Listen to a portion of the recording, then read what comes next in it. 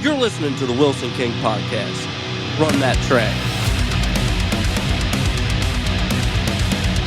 This episode of the Wilson King Podcast is brought to you by Wright Live. Need a wedding DJ? Play in a band and looking for gigs or networking? Have a venue that needs an exciting event night? Contact Wright Live for all your wedding, entertainment, band, and DJ needs. We are dedicated to providing the best entertainment, marketing, and production for all your special events. Go to our website at www.wrightliveevents.com, wrightliveevents@gmail.com, or visit us on Facebook at Wright Live. What's up, everybody? This episode's brought to you by Josh's Man Cave at Total Image Salon. If you're new to the area or just looking for a new barber, go see my friend Josh. He's a wizard with a straight razor and knows his way around a set of clippers and gives a damn good haircut. I should know. I go see him twice a month. If you're of age, he offers you a shot of whiskey or a nice cold brew while he cuts your hair. If you go down and see him, let him know I sent you.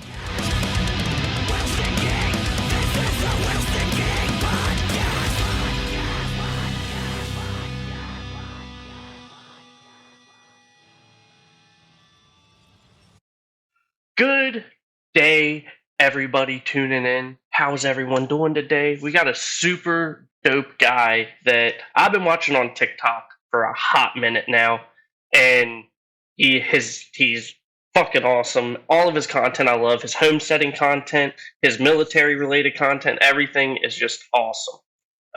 Please help me welcome Troy Ulshoeffer to the show. You chauffeur, I'll sit in the back seat. What's going on, everybody? Thank you for having me on. I'm excited to talk about, well, whatever you want to talk about. Let's talk about it. Dude, I want to talk about, not exactly what you hit me up about last night, but what Change Unchained is about, what the organization is, and maybe a little bit of backstory if you're willing to give it. So bear with me. I'm going to take in a deep breath because two reasons. One, I can't give just wave tops, otherwise it really won't make sense. And if I get emotional, just grin and bear it, all right? Yes, sir.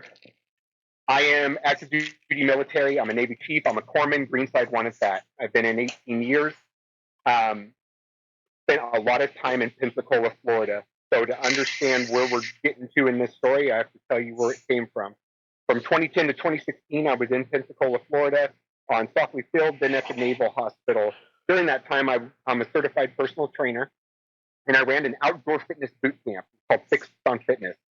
Very successful. It was awesome. And then obviously that went away when I PCS to Colorado to be with an artillery battery that was on Buckley Air Force. Well, I did my full tour in Colorado, and we became empty nesters at the same exact time. My wife and I, who I've been married to for 24 years, her name is Tiffany. I love you, girl. I know you're going to listen. We have two sons, Broderick and Zane. Zane is my youngest. And they both graduated high school right before the end of my orders in Colorado in 2019. So December of 2019. They stayed in Colorado, and my wife and I did what we have been planning all our life was when we become empty nesters, we're going to become minimalists and live in a tiny house. So I had orders to a light armored reconnaissance Marine Corps unit in Eagle Mountain, Utah. And my wife and I bought a tiny home, and we took off from Colorado to Utah and landed there in January of 2020. So if you think back to that time, it's not too long ago. We're talking 3 months before our world changed, right? So my sons, at the time, age 19 and 18, stayed in Colorado. We're in Utah, and we are 1 week into the lockdown. It is mid-March-ish. I've been at my new unit 3 months. We get a call. I'm not going to really go into details here because this portion of the story isn't my portion to tell. It's my son. So one of my sons, Paul, and he is in a state of distress. We'll call it that.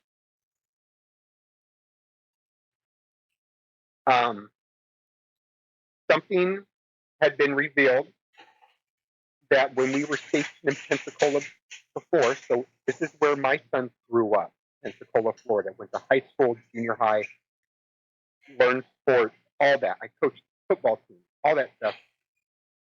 So something occurred to my son, unbeknownst to us when it was occurring, that is of the exploitation, the definition of exploitation.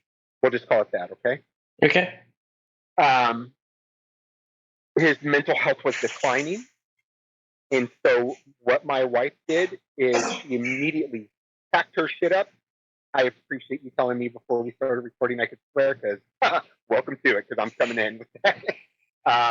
My wife immediately packed up her stuff and went to Colorado and picked my son up, my 18-year-old son at the time. And Pensacola is home, right? Like, none of us were born here.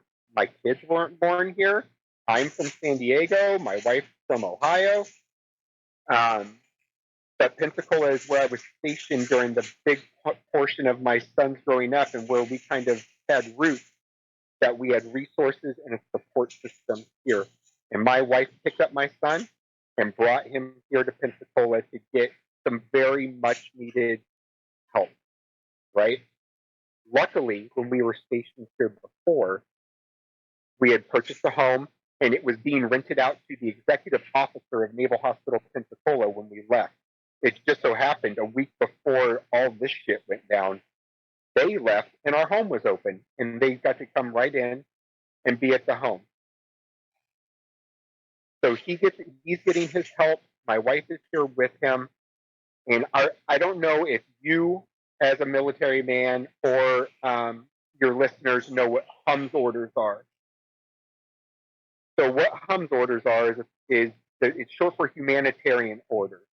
It's something the Navy and the Marine Corps call an emergency set of orders that is issued to personnel when there is a immediate need for a service member to cut the orders that they're currently on, pull chalk, and go to X destination.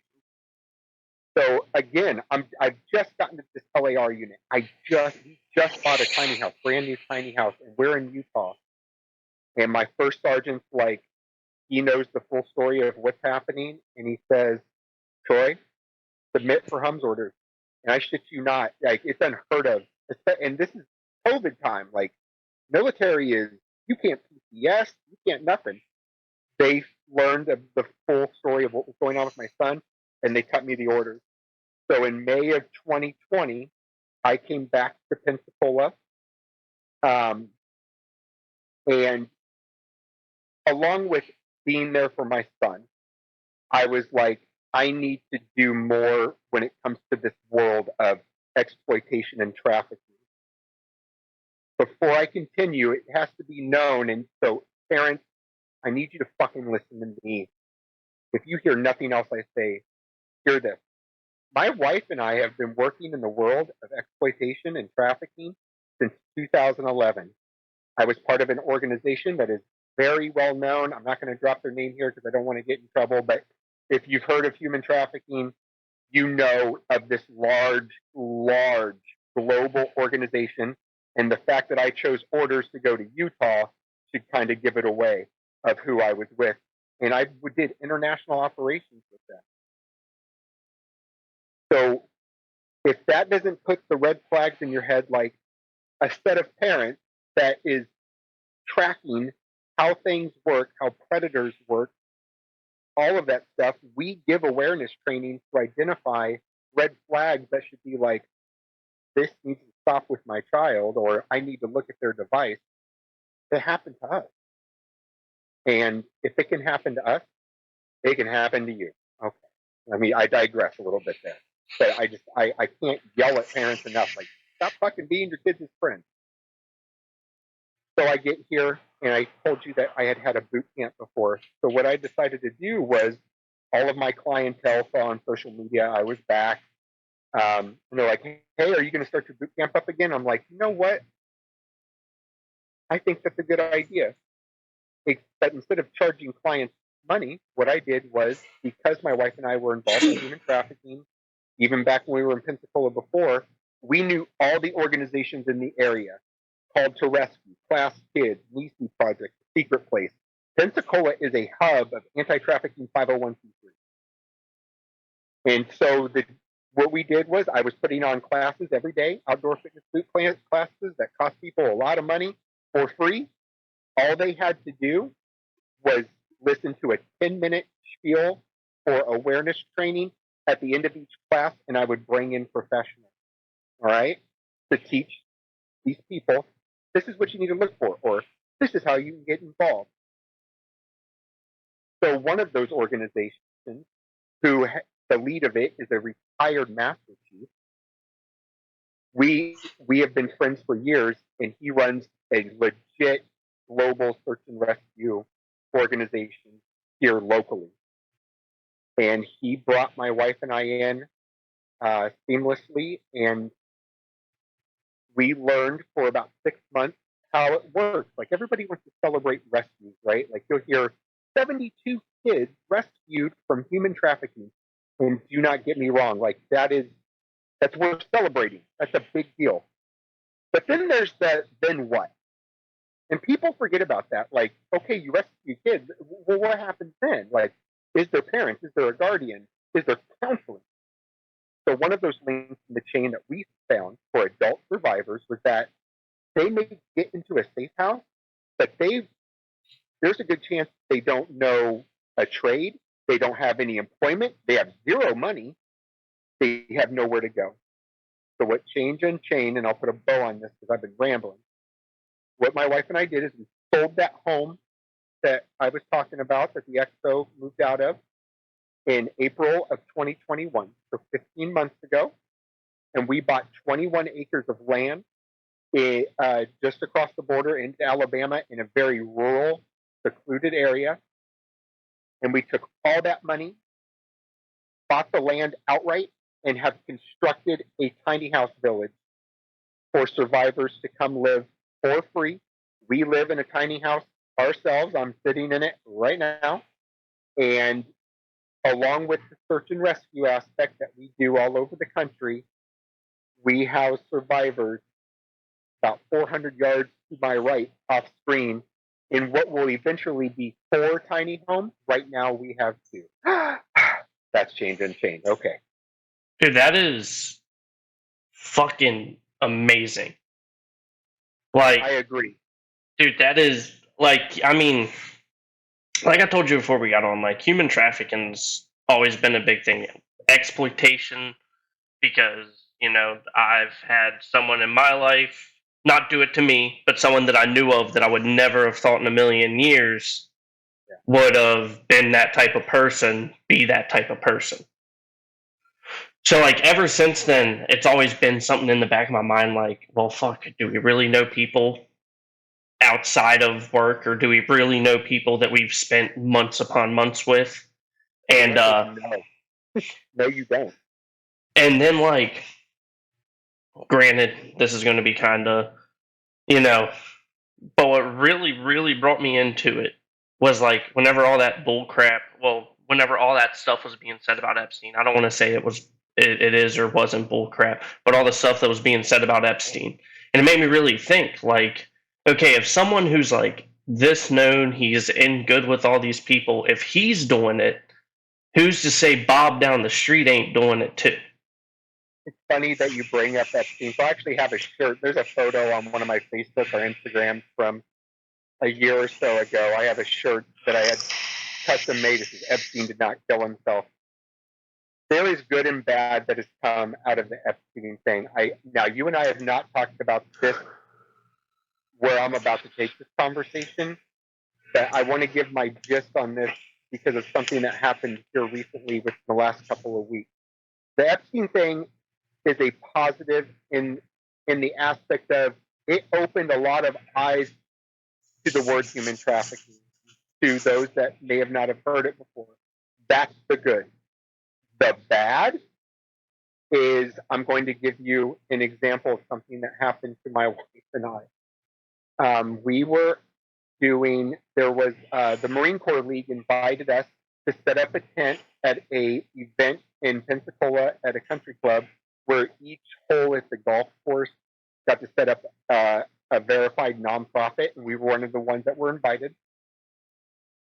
And we were approached when they would come to the hole. There was politicians, all Florida and Alabama politicians, which, I mean, fucking whatever. I don't have a lot to say about that. But along with other well-to-do, higher-tiered society people in the area.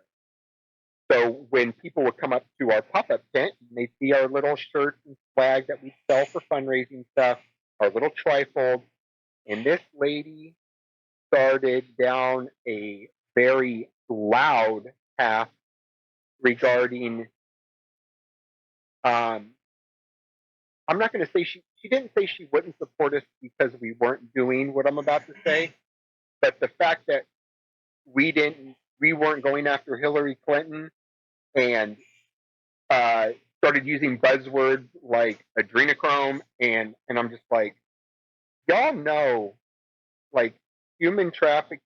I'm not saying whether that stuff happens or not. I don't care. Not that I don't care. I should not say that. I do care, but it happens all the way down to the lowest tier of society and everything in between. Little Sally or little Billy down the road may have suffered something just as egregious, and that's kind of where we're falling in.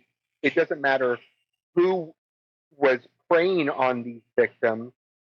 There's victims regardless, and if you are focused solely on that and anything else is not worth your time, then I really don't have a lot of time for those people. Oh, dude, I mean, I've like I said before, I had someone that I knew really well who got put away for child pornography. Yep. I knew him very well, and he was someone that you would have never thought of. But that right there opened up my eyes to, okay, this does happen, like, around here. This even happens around here. And then there was constantly accounts. There were constantly, like, Facebook posts about people talking about getting followed in the store or having a piece of paper on their windshield whenever they came out from the store, and like all these. The Wayfair thing. You remember the Wayfair thing that popped?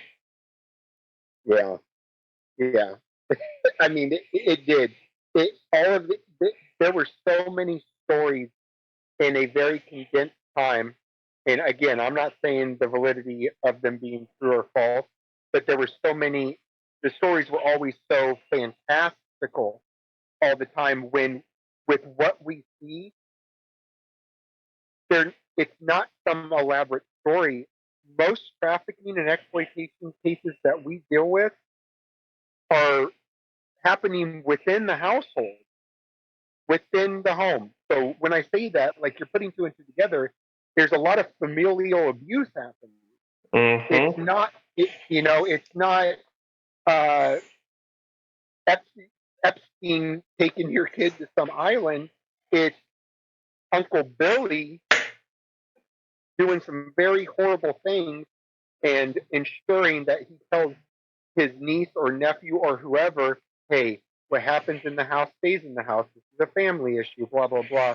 It's not very fantastical, and it's so damaging, man. I mean, it levels families. It will level loved ones, and it levels survivors the most. Oh, 100% it does.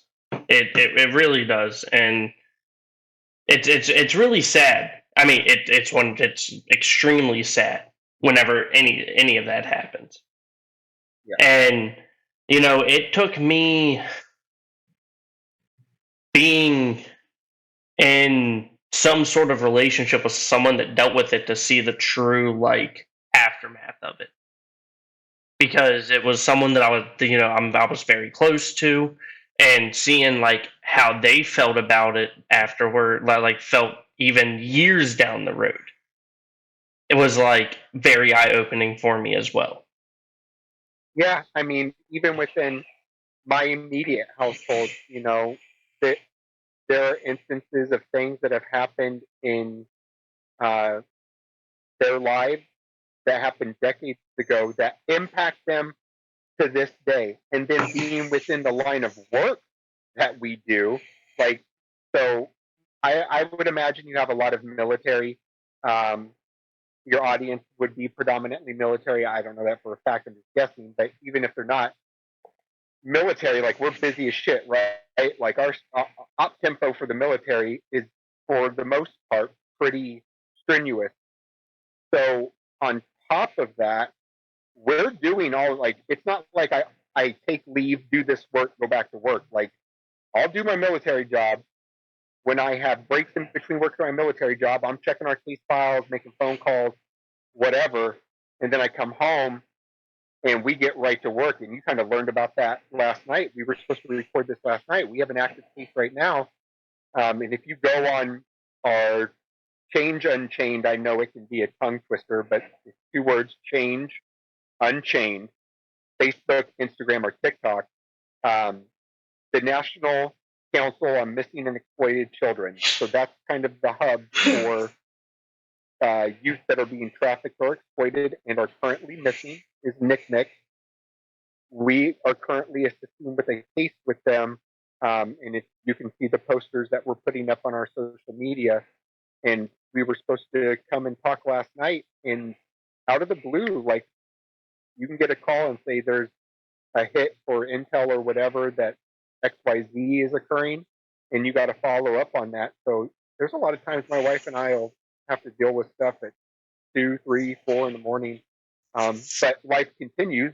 Get up at 5:30 and go into work for colors and muster, and it's incredibly draining. But I'm passionate about it. Like, I will not stop ever until I'm dead and in the dirt. Last night, whenever you hit me up and was like, "Hey, we're gonna have to push back this a little bit," as soon as, like, I read your TikTok message, because honestly, checking TikTok messages I'm very, very bad at. And then I emailed you and you let me know what was going on, and we texted a little. As soon as you said what was up, I'm like, you know what? This can hold off for a day or two. Even if it was something where you were like, hey, can we reschedule for next week? Like, I would have still, like, because of that, I would have been like, hey, ain't no hard feelings. Because I'm a pretty free person in the evenings, because being in the reserves, I also have a civilian job. What do you do in the civilian world? You want the dumbed down version or the whatever legit version? Like, give me, bro. You can tell me you're the president of, like, Kellogg's Frosted Flakes. No, no. So I do metal coil and paper roll restoration. So I go to, like, okay, go ahead. So I go to, like, metal processing places that make, like, the Campbell soup cans or, like, soda cans, or stamping out vehicle hoods or metal buckets, or I go to printing presses that print, like, the Victoria's Secret catalogs. And so, like, have you ever seen, like, a big, like, flat rolled steel coil? Yes. Okay, so obviously they're round in the middle and all that. Well, they lose tension and they collapse. I go in with hydraulics and pump them back up and make them round again so that these steel mills and processing facilities can run it. So essentially, you have an IQ a lot higher than mine, because that sounds like engineering degree shit. Oh, no, you just go in and you take, like, a 50-ton ram and you put it here and see if it pushes it right. If it doesn't, you just try again until it does the right movement that you want it to do. Gotcha. But so, like, I do this. I take care of Maine to the northern part of the Carolinas. So I'm on the road Monday through Friday. And okay. So, like, whenever you were like, how flexible are you? I'm like, man, once I get to the hotel room, the only other thing I do if I'm not editing videos for the show is I'm playing Call of Duty. Yeah, so gaming, that's another thing, man. I got to get Starlink out here on the homestead, because Halo that's my son and I's, both of my sons and I, like, that was our bonding thing. Like, that's the thing that brought us together all through their childhood. And the new Halo Infinite came out. I have not played a single second, and they're waiting on me that there's no way I could even remotely out here in the sticks begin to game out here. So Wait, I'm a little bummed about it. He's using that you're good for like the first week of the month, and then like it just is trash. It's trash 31 days out of the month. Twice in February. Jesus. Oh, well, you said you want to talk. Starlink is awesome. I will tell you this now. Starlink is great if you live in an open field. Yes, luckily that's us. That's Yeah. us. The 8 of our 21 acres is cleared, and our 200 square foot tiny home is sitting in the dead center of it. Yeah, so dude, Starlink's awesome. I was getting whenever it's good, I'm getting like 170 plus megabytes download and like 20 to 30 megabytes of upload. Like it's good enough to where whenever it's good, I can do like Facebook live stream and YouTube live stream from the house, living in the woods. I That's can incredible. Yeah, I mean, and it's even good enough for me if I wanted to like hop on my Twitch channel and stream Call of Duty, I can hop on and do that as well. Well, you sold me, bro, because I told you before we hopped on here, my wife and I have it's in the checkout basket at Starlink.foot, whatever website it is, and we've just kind of been hitting up people to give us feedback that have used it, and we've heard one negative and probably a dozen positive, and yours is mostly positive. So I think you're the tilting point, bro. You're gonna make me spend $600 here in about 30 minutes. Oh, dude, the only down thing I have to say is the location where I live at being not super clear. That's the only downside.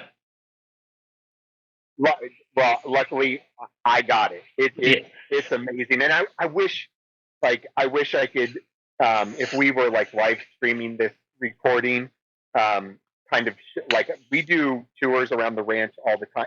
As long as we don't have a survivor on our property, like we give people tours, especially people that are looking to donate to a 501c3. But maybe in the future we'll do a recording where I can show you all around, because not just do we have the tiny house village, but our team that does the search and rescue, this is the training facility. So I'm a TCCC instructor. I think I said that I was a corpsman. All of my deployment, like I'm medical. So before we go and do search and rescue, all tactical training, all medical training. I have a small arms range built on our land.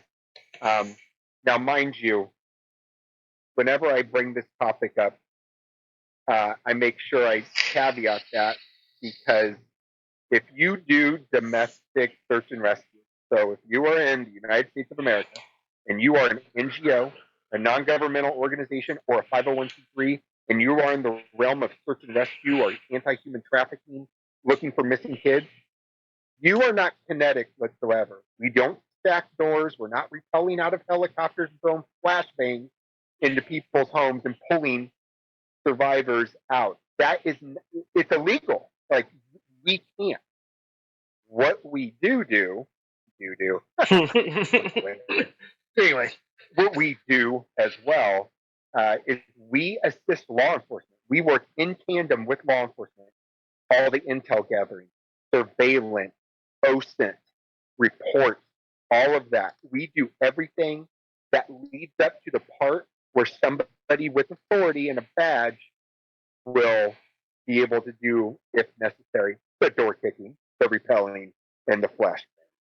So I don't ever miss an opportunity, especially on a platform that will have any number of listeners. The term human trafficking has become such a fucking buzzword in our society. And nothing, especially as the father of someone, that I'm not going to say he's a victim. I was the father of someone hurt by this world, this dark world. All these organizations that front themselves as anti-human trafficking, and they love the clicks and they love the likes and they have a bunch of swag for you to buy and donate here buttons. If they claim to be kinetic in any way and they're doing it in the United States of America. International is a different story, different rules. I would encourage you before you donate money to ensure you know what you're donating to. That is the nicest way I can put it. There's some organizations that I think twice about donating to. Fucking right. If I'm going to say it, if no one else was listening, how I would say it would be, if you are grifting off the back of survivors, you're fucking trash. 100%. I don't have time for you. You disgust me. You're the worst kind of people. Because not only are you a piece of shit, but you're re-exploiting people all over again. If you say you're here to end human trafficking and support survivor X, Y, and Z, and in reality, what you say you're doing is not what you're doing, you have pulled on heartstrings of people and re-exploited those survivors. All right, I'll get off that topic, man. I'll go down a whole rabbit hole. That is a very, very sore subject with me. Very sore subject. Well, knowing more about your organization now that I've talked to you outside of doing my little bit of research I decided to do yesterday that I meant to do over the weekend, but life got in the way over the weekend to do any of that. But knowing more about it, like, I'm so glad that I went off on a whim to hit you up to bring you on, because like I saw the Change Unchained in your bio. And I went and clicked on it, and instead of going through the website, I went straight to contact me, because I don't like hitting people up on like Instagram Messenger. I do it a lot because it's really hard to find contact info like that's not a social media DM. But I've been wanting to like get better at emailing people, so I was like, I'll just go to the organization and hit contact me. They'll either email me back or they'll overlook it. So like whenever I got the email from you, I'm like, Troy. Fuck, who's Troy? I was like, oh shit. Yeah. And like, we really try hard to respond to everybody, whether it's a DM on social media or email. But I will say, Change Unchained is ran by my wife and I. Obviously, we have board members. Like, we can be verified through IRS.gov. Like, it's a legit 501c3. And that whole process, bro, I don't know how much you know about 501c3s, but we did not know we were getting into. It took almost 15 months from bow to stern. It's a process. But anyway, Change Unchained, the tiny house village, the ranch, that aspect of it, housing survivors, it's just my wife and I. Now, the search and rescue aspect is a conglomerate of 2, sometimes 3 organizations that come together that formulate the teams that we have. Like, the teams are very militaristic. It's built with intel and operators, and I use that word lightly, for the love of God. I don't need people to get in the comments of your podcast. Oh, what did you talk about operators? Does he think he's guys? No, fucker. We just say it because that's the title of certain team members. But when people go to changeunchained.com, it's only my wife and I. And when our TikTok became what it is, whether it be Change Unchained TikTok or my personal one, we are getting contact forms. I would say we average a dozen a day. Sometimes it'll slow down, but a dozen people contacting essentially my wife, because I'm at work most of the time. Like, it's a lot. But it's such a good thing. It shows that people are interested, because they'll contact us for different things, whether it be a podcast or how do I become part of your team. That's the most ones we get. Like, I got every Bob, Billy, and Tom that does think we're the repel out of helicopters, and they'll contact us with a resume of like every operation they had from Vietnam to current. And I'm like, this is wonderful. It's not that sexy, bro, how are you on OSINT research and report writing? And that kind of filters out a lot of people that come into it for, I won't say the wrong reasons, but they have a fantastical idea of what this type of work entails. Oh, that's just so. I mean, like legit. Whenever you were first talking to me, like search and rescue, that's the first image that popped in my head. I ain't gonna lie to you, but whenever you hear search and rescue, need to be from Hollywood or be from video games. Like that's the first thing that pops into your head. I want to ask you a question. I do that. So when I go around and I do awareness trainings, like if you're in the Army Reserves, there's always, I don't know if you guys call them GMTs. You have a thing called GMTs each year, General Military Training. It's a block of different trainings that are mandatory annually that you do. Yes, okay. We do. Well, one of those in the Navy is TIP training, trafficking in person. It's been a training that I've done all the way back to when I enlisted 18 years ago. So because my name has gotten out in the Pensacola area, instead of doing the online click through, like I'll be brought in person and do training to keep personnel all over NAS Pensacola, Suffolk Field, Naval Hospital, what have you. But the very first question I always ask, and I'm going to ask you, when I say the word human trafficking, what is the first thing that pops in your head? What do you think of? Sex trade. That's the first thing that pops into my head. What? Say that again? Sex trade. Sex trade.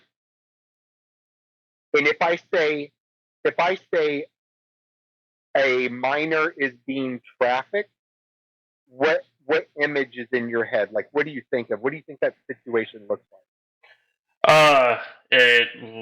In my mind, it's unimaginable to me because of me thinking. As soon as I hear human trafficking, it's like the sex trafficking, the sex rings, the crazy stuff.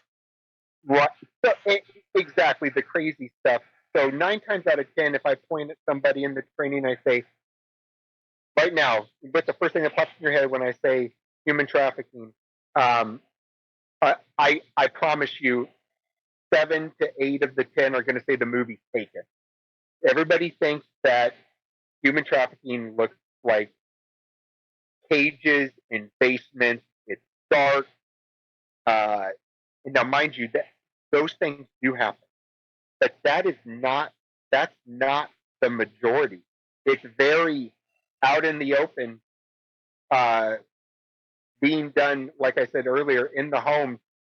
People that it's happening to look like they're moving about freely. They'll go to school. They come home. They're part of your local softball team. They're getting their Cub Scout patch. All of those things. Not all trafficking looks like cages and in a dark place. And that's kind of the stigma I'm trying to break people's notion of thinking with. The horrible part is what is happening to them behind closed doors. But when those doors are open, they look like you and I, bro. Yes. It's very, very normal. Yeah, I don't know where I was going with that, but I think I made it. Yeah. No, I was messaging my fiance. Her and I watched this movie. I wanted to say it was last year, maybe early this year.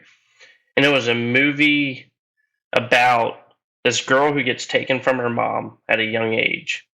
And it was like kind of like a trade-off type of taken. It wasn't like someone just came in and snatched her. And like she got forced to be a prostitute, like once she got a little bit older. Okay. I forget the name of the movie, but like that right there is like ever since I've watched that movie, that's what like my mind goes to human trafficking. Yeah, and that is a lot. That scenario is common. All stories are going to be different, right? But let's take one. We have major operations that we do annually that are designated in certain areas of the country on certain dates. One of those, for instance, is during Super Bowl week. We always go to Vegas. This operation was the brainchild of that retired Master Chief that runs one of those 3 NGOs, the main NGO that does the search and rescue portion, which is called Class Kids, KLAAS, KIDS, in case somebody wants to look it up. The organization is ran or was started by Mark Class, who is the father of a very famous true crime story of a little girl named Polly Class. And if you have people that are true crime fans and they heard me say Polly Class, they're going to instantly know what I'm talking about. Briefly, it's a 12-year-old girl in the San Francisco area back in the 90s. She was abducted out of her home. She was assaulted and murdered. Master Chief Brad Dennis, who is well retired now but runs Class Kids, lives here in Pensacola, and he led that search and rescue back in the 90s. He was a second-class petty officer in E5, but he was so intertwined in search and rescue and known that his CO was contacted by the Class family, and he was allowed to leave his command in San Diego, go up to the Frisco area, and conduct this search and rescue, and he was part of actually locating her remains. So 7 years ago, he started this thing called the Big Search. You can learn about it all over YouTube and the internet. If you type in the Big Search human trafficking, it'll pull up. A team of us will go the week of the Super Bowl to Las Vegas, Nevada. Months leading up to the Super Bowl, we're in contact with Las Vegas PD's Human Trafficking Task Force, Nevada Child Seekers, and their Missing Persons Department, and they'll give us any number of their most high-risk missing youth. So we'll get a stat. This year we got 65 cases. This is just Las Vegas, 65, and this is only the ones that are deemed high risk. So they're under 18, they're classified as high risk, or they're confirmed CSEX, CSEC, commercially sexual exploitation child. First, yes. Sorry, make sure I said that right. So that means somewhere in the past it's already been documented that they have been exploited, and it's known in the system, both law enforcement and whatever you call the system that tracks you, right? So for 2 months leading up to Super Bowl week, we're here in the rear, still working our jobs, but we have the name, and we start building case files. We start doing OSINT research, all the things that go into building a case file of intel in hopes that when we put boots on the ground in Vegas, we immediately start doing the actionable things, surveillance, knock and talk, all the things that require in-person stuff. And then in hopes that before the end of that week that we're there boots on the ground, we are able to go with law enforcement there that originally handed those cases to us on January 1st and go and retrieve, locate, assist this minor. This year we were given 65 cases and we located in that week 45. That is one operation, one city, one event, and it's a very small niche of missing. Like this wasn't all their missing kids. This is high risk. So it kind of gives you a peek behind the curtain of how huge this problem is. And then it was so put out on the news and media about our efforts that multiple cities have now requested our presence. Last November, Orlando brought us down. We did the same operation there in Orlando. Team just got back from Chicago in early May, and then we are heading to Birmingham in a month for the World Game, which, if you're in the realm of interested in being involved in anti-human trafficking efforts, large sporting events, that's where you want to be, because that's where the clientele is. Okay, so I got the name of the movie, and I gave the plot line a little bit wrong. It's called 8 Days. Never heard of it. So it's a movie about a girl who's snuck into a party, 16-year-old named Amber Stevens, and she disappears and she's forced into the world of sex trafficking. And so the beginning of the movie, it shows a little girl who gets taken from her mother as a little girl, but the basis of the movie is about this girl named Amber Stevens who gets taken after a party. Ah, I swear, whenever we watched it, my fiance told me it was based on a true story. But interesting. I'll have to watch it. Was it a good movie? It brought me to tears. It's such. I'm a crybaby, so it'll make me cry. It is such a phenomenal movie because it's one of them movies that doesn't shy away from anything. And like that was like my first hand like watching like okay, like I know this is like kind of Hollywoodish, you know, it's Hollywooded, obviously it's a cinematic movie, but it's real enough to get you to be like, oh fuck. And I think it was a movie that she found on like TikTok or whatever, because we do like Sunday movie nights every Sunday that I'm home on the weekends.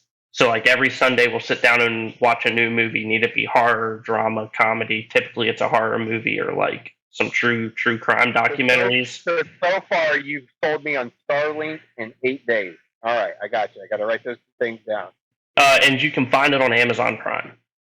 Okay, perfect. But my wife and I are finishing up Stranger Things 4, so that gets priority, man. Oh, dude! So much. In the last week, I have watched every episode of Obi-Wan Kenobi. I have watched the whole next season of the show All American. I've just watched the first 3 episodes of the new season of The Boys. That's tonight. Don't say nothing.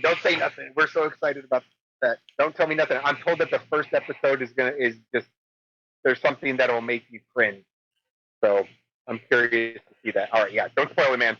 And by the way, I always say, you know, I say I'm a busy person, and whenever I tell people how often I get to watch, like, I watch stuff on Netflix or whatever. Like, last week, I was binge watching All American while editing videos. I didn't even care about, like, watching it. I just needed to listen to it. Because, dude, that show it captivated me from the first time I watched it. Because it was like, boy from South Crenshaw, California, football. And I'm like, you sold me on football.